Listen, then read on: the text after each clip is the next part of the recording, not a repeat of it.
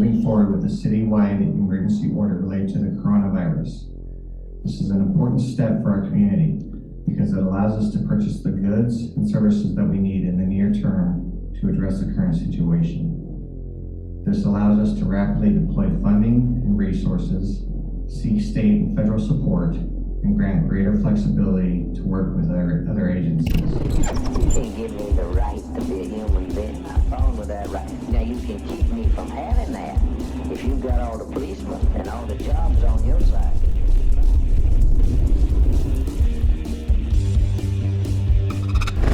Hey guys, and thanks for joining me for another video. This is going to be another breakdown of a couple of video clips. One is from King Jay Inslee of Washington State from a press conference he did on November 15th.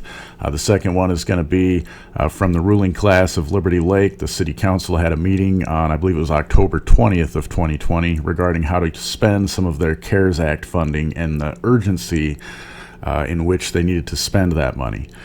Now coming back to the Jay Inslee clip I'm about to introduce, he's announcing on November 15th in this clip, from back on the 15th, excuse me, that he is tightening the restrictions on businesses. So any businesses that don't believe in freedom and think they have to follow the mandates of King Inslee, they're going to really suffer from this, because he eliminated, like, for restaurants and bars, in-person dining, it's all curbside. You know, a lot of states are doing the same thing.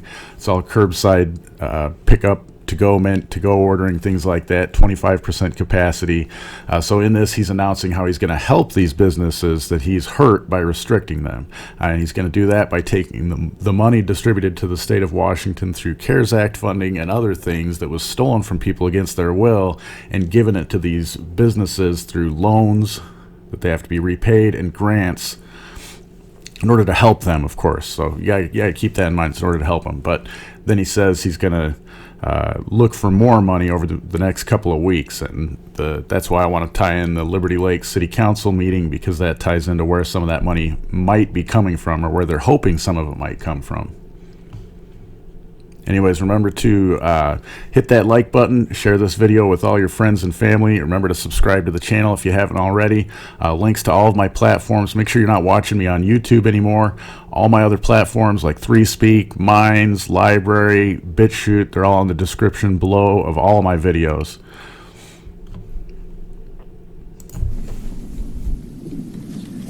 So I want to address the business impacts. And they are significant. We know this. Look, people have been hurt by previous restrictions. We've seen people laid off because of previous restrictions due to this pandemic during the spring. We've seen some businesses that have not been able to survive. And every single one of those employees and business owners deserve a real feeling of empathy of what they're going through. I feel it right here. Gives them street cred. These are people he knows. Anybody who's unemployed because of this. Doing that gives them street cred. Can help them, and we intend to do so, that I'll talk about in a minute. With his peasantry. It's still terribly traumatic to these families. And we have to be cognizant of that. And we have to make decisions that are as unobtrusive to some degree as possible in this regard, and that's what we have done. But we have recognized that what is at stake here, which is life itself. And we're making some hard decisions in that regard. So this is, the COVID pandemic is not just a public health crisis, it is an economic crisis as well. And on how we have fashioned a plan needs to recognize both of those things. We cannot take lightly the impact on businesses in this regard. But this is clear. We also cannot enjoy a full economic recovery, which we all desperately want, without knocking down this virus. That is an economic principle we have to realize as well. So to the business owners and the employees right now, I want you to know you're not alone. You have 7 million people. We're going to look for every way to help you through this difficult time. During the pandemic, my office, in partnership with the legislatures and cities and counties, have distributed $25 million in grants to small businesses, and that has saved thousands. This is what he's already done. We've also provided $100 million for rental assistance. And today I'm announcing another effort to reduce the hardship of this pandemic that is brought to business and workers, and I'm committing another $50 million to help mitigate impacts on businesses and workers. And we fully intend to get that money out as soon as possible. This will be in grants, combination of grants and loans, before the end of the year. And we're doing some pretty creative work in being able to do that and leverage some other dollars as well. I'll have more to say about that in the upcoming weeks and days. All right, so like you said, he's going to have more to say about upcoming money in addition to this $50 million in the upcoming weeks. Now we're going to go back to October 20th at this city council meeting in Liberty Lake, where they're discussing spending some of their CARES Act funding and their need to spend it by the end of November, or it may expire. The state may take it back or not extend the availability of it to the city of Liberty Lake. So that's what this first clip here is introducing at this city council meeting. So with that, I'm going to move down to COVID update on a number of things. So touchless items. I think I mentioned that we have been buying a lot of touchless plumbing devices, as well as paper towel dispensers, those kinds of things. We also looked at touchless doors, and these touchless doors would be at City Hall, the library, the police department, and Trailhead. The time is ticking away, and we just got an estimate of the cost of some of those installations of these new doors. So the doors would be such that you could enter and exit without having to physically open the door. That goes a long way with our city resources, because we cannot be always on the spot to disinfect some of the handles that we have in our city facilities. And so what I'd like the council to do is consider giving us the authority to award this work. It's estimated at about $48,000. However, we have some electrical work that needs to be done, as well as a contingency. So $60,000 to install touchless doors that also meet ADA requirements. So these doors would need to be in by the end of November. $60,000 would be covered by COVID or CARES Act funding. I did also listen, just not to put any pressure on you, but to describe the urgency. I think that there's a likelihood that if we don't spend this money by the end of November, which is the deadline, that they are not going to extend it. If we don't spend this money by the end of November, which is the deadline, that they are not going to extend it. And the reason they're not going to extend it is because the state wants that money to provide other programs and address funding shortfalls in other areas throughout the state. So, all right, I'm going to stop it right there. Basically, what you just heard her say is city staff and I have done research and come up with that to use this CARES Act money before it disappears by the end of November 30th.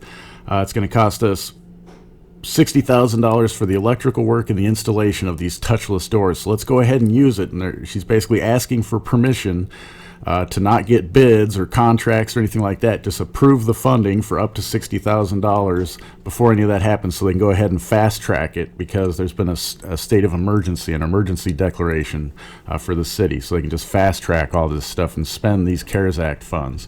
So that's what she's asking there. This is now they're just going to check, well, can we actually do this? So that's the next clip I'm going to play for you here. So, Katie, if I'm understanding, are you asking for the council to give direction for you to move forward with this circumstance, and then you'll bring back a contract later relative to the dollar amount? that is correct. That's correct. Yeah, I mean, so that's if you want a motion from the council and Dan, motion to give direction to staff to move forward with that, and that a contract then will come back later. I think you would just give a motion and a second for staff to move forward with what Katie's requesting. Thank you, Sean. All right, so there you heard it. You just said, yeah, let's go ahead and do that because of the situation we're in. We can go ahead and do that, and here's the process of how to do it. So again, just without anything really, just saying, well, we think it's going to cost us this much money. Can we just go ahead and have that? Don't worry about it. We'll figure out the rest later. And that's all because of an emergency declaration has been made. And that's been all across the country. Every city, county, state pretty much has made something like that. And that removes a lot of the red tape that ties them up from doing some this stuff, which prevents a lot of corruption and things like that. So anyways, moving on. Sorry about that. I put myself back on mute. Question with regards to any of the other doors. I don't know if anybody else has seen. I've seen on some interior doors whether it's a foot grab, where you can put the toe of your foot in and open the door toward you, or I've also seen one handled where you can put your forearm into a door and open it this way. I didn't know if we've looked at those for any of our interior doors. Or even like bathrooms at the parks, you maybe put one of the foot ones on there where you put your foot on, you can pull the door back so you don't have to touch the handle. Would that be worth looking into as well? All right, so I'm going to stop it right there again. So this is another city council member. She was actually just seconding the motion to approve the $60,000, and then she decided to bring up this, like she mentioned, these like pulls on doors, so you can just use your forearm or your foot rather than actually grabbing the handle. And at least I will say in her defense, she mentioned adding them to like bathroom doors and parks, so they actually would be useful to the citizens of the city rather than just the employees and members of the ruling class here.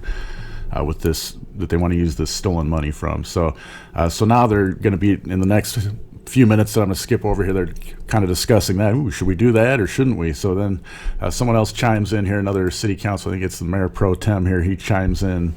I just wanted to play this a little bit as well. Mayor Pro Tem Kennedy. Thank you, Mr. Mayor. Councilman Kaminsky's suggestion is outstanding.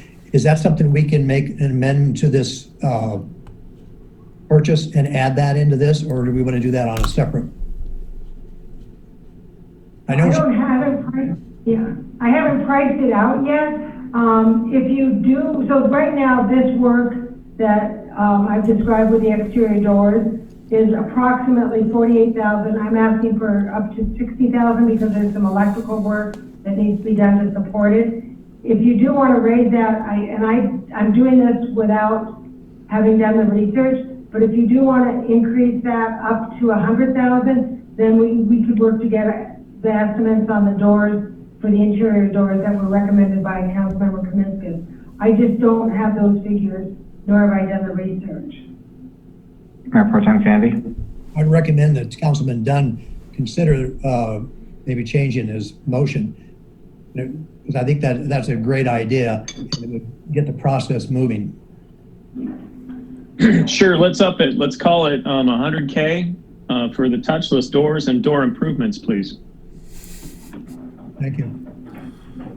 Is there a second? I second it.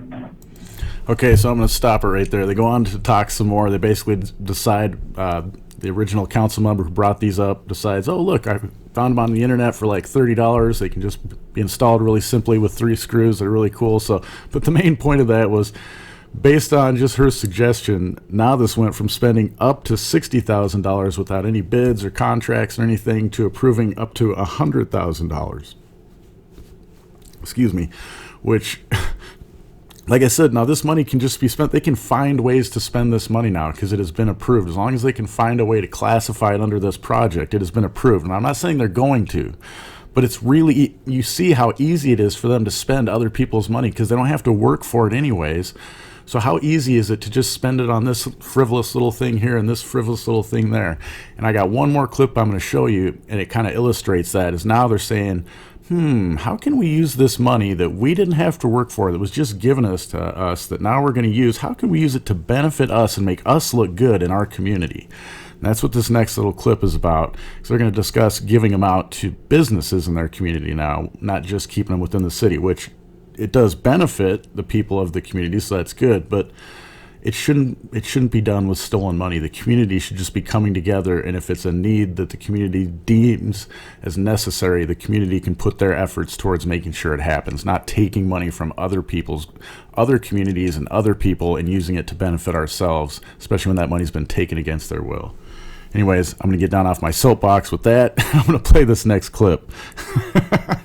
But like I said, it just illustrates where corruption can happen and where things can really go sour. Like I said, I'm not accusing anyone here of that happening, but it can very easily happen, and this illustrates that.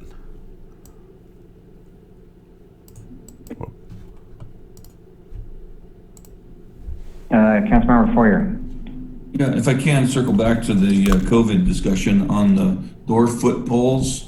If they're, and I'm looking at them right now online as well, relatively inexpensive. Is that something that we can offer to businesses as well? Good idea. Yeah, I Right. think so. Yeah, right. Look at It them would all. fall under, Great it would fall under idea. the it would fall under the categories of how to utilize those dollars. So yeah, we'll Excellent. So Good idea. Councilmember Poyer, I have a question, and I haven't looked at them to know exactly what all goes on the installation, but if we bought them and gave them to the business, do you think a business could install them themselves? I would think I so. would- I could do it. Yeah. All right, so that was the important part there I wanted to play. If we could buy them, if we gave them to the businesses, because the businesses do it themselves? So again, I just want to go back to the very beginning. This money shouldn't be being used to give these little poles to businesses. It should be going back to the state. Should be going all the way back to the taxpayers, and they should voluntarily give it up to these causes if they deem it necessary. But if we're going to play this little game, it should at least be going back to the state, so the state can now use it towards helping out the employers and the employees who have been hit by these restrictions. So that's where it should be going back to, not being wasted by the city of Liberty Lake because they want to use it before it disappears on these frivolous little things. And I'm sorry, that's what they are, is they're frivolous little things, just to make the community, the ruling class of Liberty Lake look good within their community, like they're somehow helping them. Anyways, that's my rant for the day. Remember to always record your public officials. You know, these are the people it doesn't matter how uncomfortable it is. They're making us uncomfortable in our lives every day now. So we need to start fighting back, start standing up. You need to start checking into what your city council is doing, what your county commissioners are doing, what your state legislature is doing.